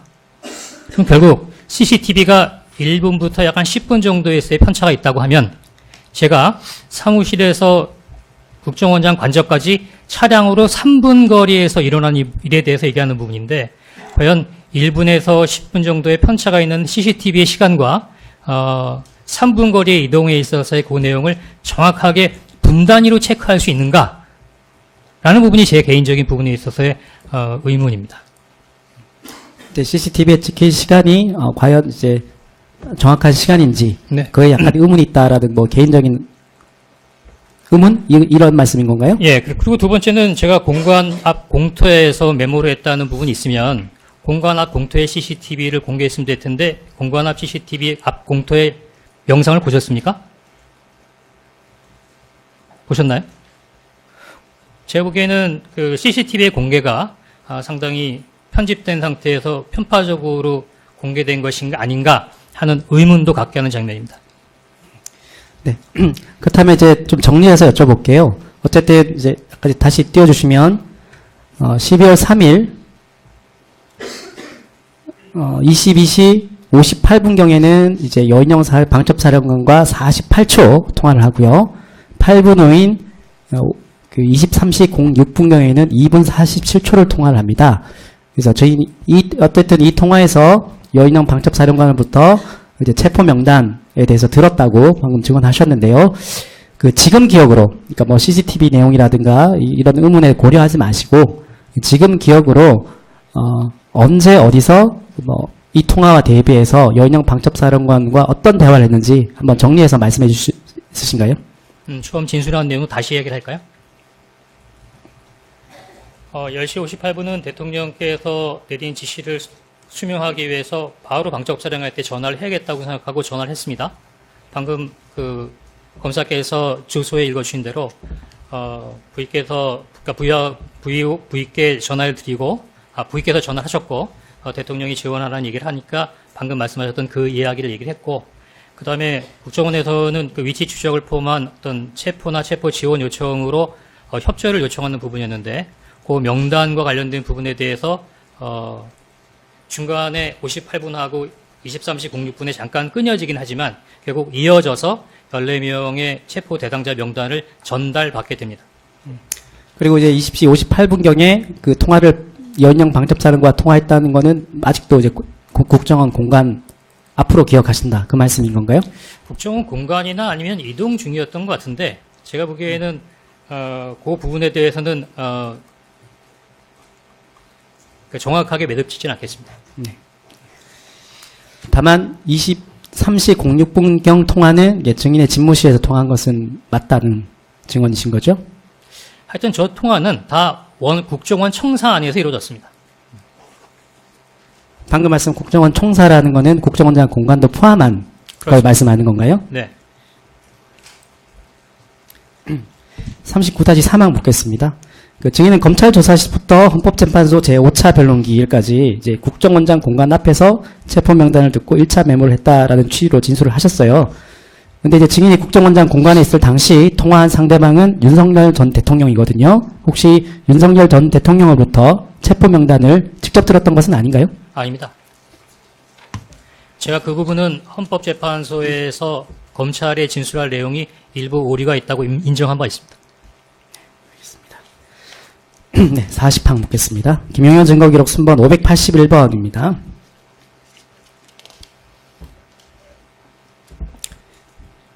자, 이 부분은 2024년 12월 11일 이제 검찰 방문 조사 시 증인께서 이제 그 2차 가필, 그러니까 14명 부분에 동그라미를 치고 16명 부분에 이제 삭선하신 메모입니다. 자, 이제 이 메모는 여인영 방첩사령관으로부터 전달받은 체포 명단, 대상 명단 14명과 관련된 메모가 맞지요? 네. 자, 이 메모에 의하면 여인영 방첩사령관이 증인에게 당시 체포 대상자로 불러진 이름으로는 이제 이재명, 박찬대, 제가 메모에 있는 대로 그대로 읽어드릴게요. 이재명, 박찬대, 정창래, 우원식, 한동훈, 김민석, 딴지일보 김어준, 조국, 전 대법관, 전 선관위원장, 김명수, 김민웅, 민노총 위원장, 권순일 이렇게 14명을 기재했는데 당시 증인이 여인영 방첩사령관으로부터 들은 내용을 증인이 최대한 기억해내어 기재한 것이 맞습니까? 네. 자, 2024년 12월 5일까지 그러니까 일단 12월 5일까지로 여쭈겠습니다. 12월 5일까지의 이제 언론 보도를 서치해 보면요. 더불어민주당에서 체포 명단에 대해서 제보를 받았다고 밝히면서 이재명, 한동훈, 우원식 3명 외에 7명이 더 있다. 그 7명 중에는 정청래, 박찬대, 조국, 양정철도 있다. 나머지는 확인해 봐야 된다. 뭐 이런 식으로 이제 언론에 공개한 사실도 보도되었는데요. 그런 더불어민주당의 그 뭐 언론 발표 내용을 혹시 당시 확인하셨습니까? 그 날짜가 며칠이라고 하셨죠? 12월 5일입니다. 아, 11월 5일 날 벌써 그런 기사가 나섰습니다. 네, 그런 더불어민주당이 그런 발표를 했는데 혹시 당시 그런 내용 확인 못 하셨습니까? 12월 5일 날은 그런 내용을 언론에서 본 적 없는 것 같은데요. 네. 네. 자, 혹시 증인께서 12월 5일 날 증인이 체포 명단 10여 명을 뭐 더불어민주당에 제보한 것은 아닙니까? 아닙니다. 네. 그럼 혹시 그 12월 5일 날 더불어민주당의 체포 명단 10여 명을 제보한 사람에 대해서 뭐 듣거나 뭐 아시는 바가 있나요? 아니, 유튜브에도 나오던데 당시에 그 더불어민주당의 안규백 위원장께서 본인이 방첩사로부터 명단을 받았다고 방송에서 얘기하시던데요? 만약에 12월 5일 날 더불어민주당에서 체포자 명단을 발표했다면 아마 안규백 의원이 방첩사로부터 뭐 명단을 받아서 그런 내용을 공표했을 것으로 생각된다. 이 말씀인 건가요? 뭐 그런 얘기를 들었다는 내용이 하지만 그 관련된 내용에 대해서 확정돼서 말씀드리지 못하겠습니다. 네, 알겠습니다. 40-5항입니다. 구체적인 체포 명단에 대해서는 증인이 2024년 12월 6일 국회 정보위원회 비공개 면담 이후에 이제 본격적으로 증인의 이 방금 메모에 기재된 체포 명단 10여 명, 즉 우원식 국회의원장, 한동훈 국민의힘 대표, 이재명 더불어민주당 대표, 박찬대 민주당 원내대표, 김민석 민주당 최고위원, 정청래 법제사법위원장, 조국 혁신당 대표, 유튜버 김어준 씨, 김명수 전 대법원장, 권순일 전 대법관 등이라면서 이제 언론에 보도되기 시작했는데 그건 맞습니까?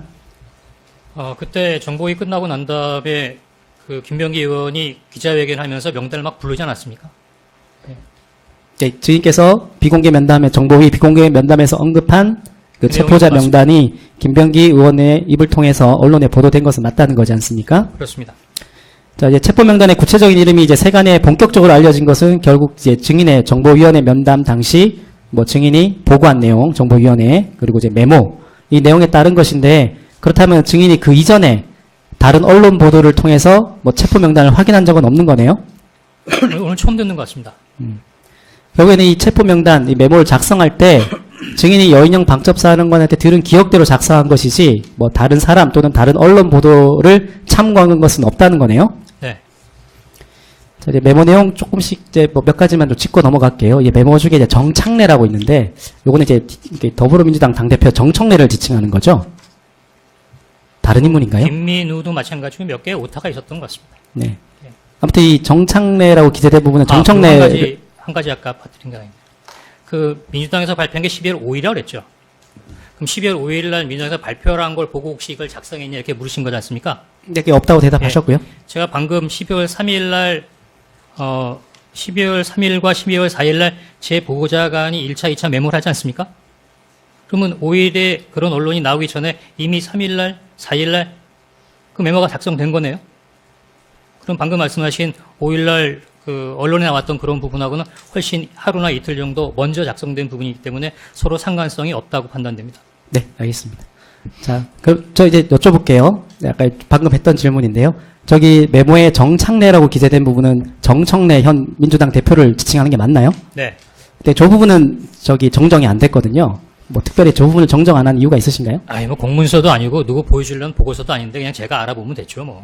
예, 증인께서 정청래로 이해했고 그렇기 때문에 굳이 고치지 않으셨다 이 말씀인 건가요? 네. 그 명단 중에 이제 전 대법관, 이제 헌법재판관이라고 됐다가 삭선된 부분이에요. 그다음에 전 선가위원장, 그리고 저기 보면 민노총 위원장 이 부분에 직책만 기재되어 있고 이름은 기재되어 있지 않는데 뭐 특별한 이유가 있나요? 네, 지금 생각해 보면 그것 때문에 논란이 되기도 했고 제가 조금 왜 그때 그렇게 했을까라는 생각도 들긴 하는데 이제 12월 4일 날 보좌관에게 기억나는 대로 한번 써봐라고 했지 않습니까? 사실은 이제 그렇게 한 게 뭐 옳다 그르다의 어떤 부분에 대해 논란이 되는데 그때 제 생각으로는 젊은 보좌관이니까 14명 정도의 명단은 기억할 것이다 라는 생각이 들기도 하고 하여튼 뭐 사람이 어떤 행동할 때 어떤 행동이 꼭 특별한 부분에 있어서 이유나 배경이 있는 건 아니잖아요. 그래서 그냥 해봐라라고 시킨 게 이렇게 된 겁니다. 예. 그럼 이제 결국에는 보좌관이 이제 증인의 지시에 따라 적다 보니 보좌관이 뭐 이 직책만 기억나서 직책만 적었다는 건가요?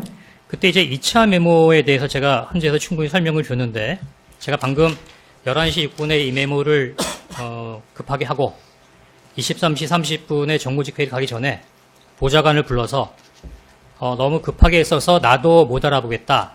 다시 한번 써봐라. 그러면서 뭐라고 하면서 회의에 들어갔냐면 근데 그 뒤에 있는 사람들은 내가 누군지 잘 모르겠다. 라고 얘기했는데 보좌관이 제 뜻과는 달리 적혀있는 14명에 대한 뭐 생년월일, 뭐 출신 지역, 학교 해서 아주 종이에다 빡빡하게 써왔더라고요. 그래서 아니 이렇게까지는 필요가 없는데 싶어서 아마 제가 보기에는 12월 4일 날 그 이름만 좀 적어봐 뭐 이렇게 했던 것 같은데 아마 보좌관이 관련된 부분에 있어서 어떤 직책을 그때 기억해서 기억나는 부분에 있어서의 직책을 적지 않았나 그렇게 추정합니다. 자, 제가 여쭙는 취지는 어쨌든 증인께서 가피를 통해서 딴지일보 옆에 뭐 김호준, 뭐 권순희를 삭선하고 조국, 김민우의 이응을 붙이는 등 이게 증인의 기억에 맞춰서 수정을 하셨는데요. 다만 이 3명, 그러니까 전 대법관, 전 선관위원장, 민노총위원장, 심지어 민노총위원장은 노총위원장이라고 보좌관이 적었는데 증인께서 제일 앞에 민이라고 붙이셨어요. 이렇게 정정을 하셨는데 이때 이름을 기재하지 않은 이유가 뭔가냐는 거죠. 보좌관도 적지 않았고 증인도 추가를 하지 않으셨거든요. 이때는 뭐 직책 정도만 기억이 나고 이름이 정확하게 기억이 나지 않으셨던 건가요? 민노총 위원장 누군지 아시나요?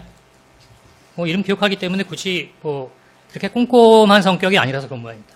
예, 일부는 적고 일부는 뭐 내가 알고 있으니까 굳이 적을 필요 없다 생각해서 안 적은 것 같은데 이 메모와 관련돼서 많은 논란이 있는데 이거는 보고서도 아니고 누구를 보고 주기 위한 부분에 있어서의 어떤 공문서도 아니고 그냥 제가 참고하기 위해서 제 묘도로 만들어 놓은 겁니다. 네, 제가 이제 여쭙던 취지는 방금도 이제 얼핏 이제 증언하셨는데 그냥 직책만 적어놔도 이제 증인이 이 사람이 누군지를 아니까 이름까지 이제 알아볼 수 있기 때문에 적지 않으신 건지 예, 아니면 예, 그렇습니다. 직책만 알고 이름은 기억나지 않아서 안 적은 건지 이제 두 가지 경우의 수가 있어서 왜냐면 여쭤보는 제가 건데요. 그 12월 5일 날 정보회의에서 얘기할 때 민노총인지 노총인지 하여튼 노총위원장이 있었다 이렇게 얘기했었습니다. 그래서 제가 노총위원장이고 썼길래 가만히 생각해보면 아니야 민노총인 것 같아 라고 해서 그냥 쉽게 써놓은 거예요. 제 말은 직책만 기억하신 건지 아니면 직책을 적어놓으면 이름도 당연히 증인이 알 수 있기 때문에 안 적어놓으신 건지 그걸 여쭤는 겁니다. 그러면 그냥 민노총 위원장이라고 적었지만 이름도 알고 계셨다는 거네요. 네. 이 메모를 하실 때는. 예. 왜냐하면 아까 말씀드린 대로 보좌관이 두 번째 메모에서 그 사람들에 대한 자세한 내용들을 구체적으로 적시했던 걸 한번 읽어봤기 때문에. 그리고 이제 전 헌법재판관, 삭선하고 대법관, 전 선관위원장 이렇게 적었는데 이것도 직책만 기재해뒀지만 메모 당시 증인이 그 이름도 알고 있었다. 이 말씀인 건가요? 예. 자, 이 메모 중에 이제 전 헌법재판관, 삭선하고 대법관 이렇게 정정을 하셨는데요. 이거는 이게 증인이 정정하신 건가요? 아니면 보좌관이 파란 줄로 근거는 보좌관이 한 겁니다. 예, 그럼 보좌관이 전 헌법재판관으로 적었다가 예. 보좌관 기억이 다르니까 보좌관이 삭선하고 대법관으로 기재한 것이네요. 그런가 봅니다. 네, 41-3항입니다. 메시지 우측 상단에 이제 검은색 필기구로 증인께서 가필하신 부분인데요. 14명, 16명 적었다가 이제 16명 사건하셨잖아요. 이거에 대해서 앞서 이제 처음에 이제 약간 증언하셨기를 뭐 제가 방문조사 때 14명인가요? 16명인가요? 여쭤보니까 뭐 14명 같습니다. 라고 하면서 지웠다고 하셨는데요. 그러면 이제 애초에 14명, 16명 이렇게 좀 두 개를 적으신 이유와 나중에 16명을 지우신 이유. 그게 뭔가요? 제가 헌재에 가서도 얘기를 했습니다만 14명 정도의 명단은 정확하게 기억을 한 것 같다. 그런데 기억이 안 나는데 한두 사람 정도를 더 불렀는데 그걸 내가 기억하지 못하나? 이런 생각이 들었다라고 진술한 적이 있었습니다. 그래서 저도 처음에 적을 때 이제 어느 정도 적다가 마지막까지 그냥 맞춤표를 찍으면서까지 적지 않고 어느 정도까지 적다가 이거 뭐야 뭐 이런 식으로 해서 약간 좀 명단을 안 적었던 부분도 있었기 때문에 조금 마무리가 정확하게 이루어지지 않았기 때문에 좀 늘어진 부분인데 혹시 내가 기억하지 못하는 한두 사람이 더 있지 않나? 그런 생각 때문에 14명에서 16명 사이가 아닐까라는 차원으로 저렇게 적어놨습니다.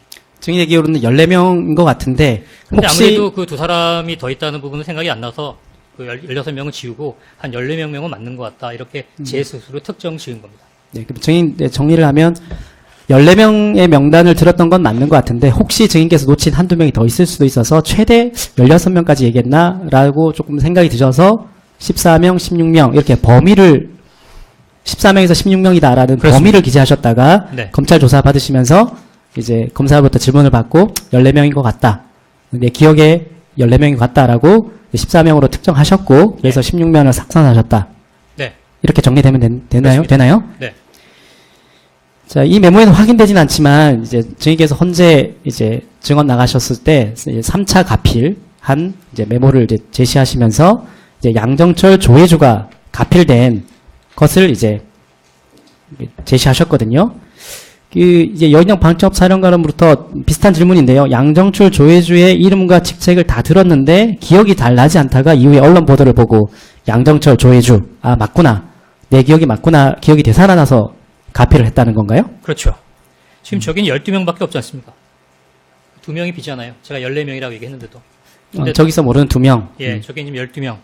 그 다음에 그 2명이 비어 있는데 나중에 막 여기서 이런저런 얘기 나오다 보니까 사람이 그런 거 있지 않습니까? 기억 안 나다가 갑자기 어떤 얘기 들으면 그거 뭐 그런 식으로 기억이 났던 것으로 생각이 되고 그래서 나머지 2명을 더 확인했다라는 어떤 그런 차원으로 저기다가 가필해놔서 14명의 명단을 최종적으로 적었던 것 같습니다.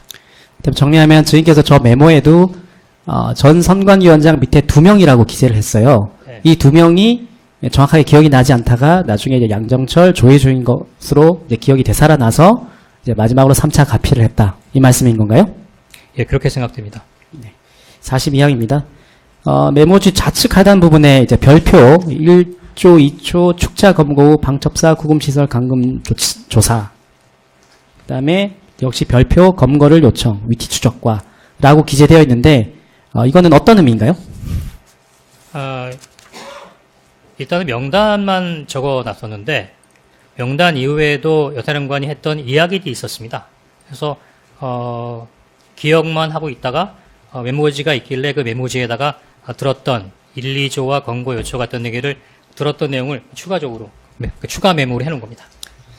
그러니까 이게 2024년 12월 4일 16시경 이제 보좌관을 통해 3차 메모, 그러니까 파란색 부분을 하시고 증인이 이제 1차 가필을 하시는 과정에 비상계엄 당일날 영인영 방첩사령관으로부터 들었던 내용을 가필하셨다. 이 말씀인 건가요? 다시 한 번 말씀해 주시겠습니까?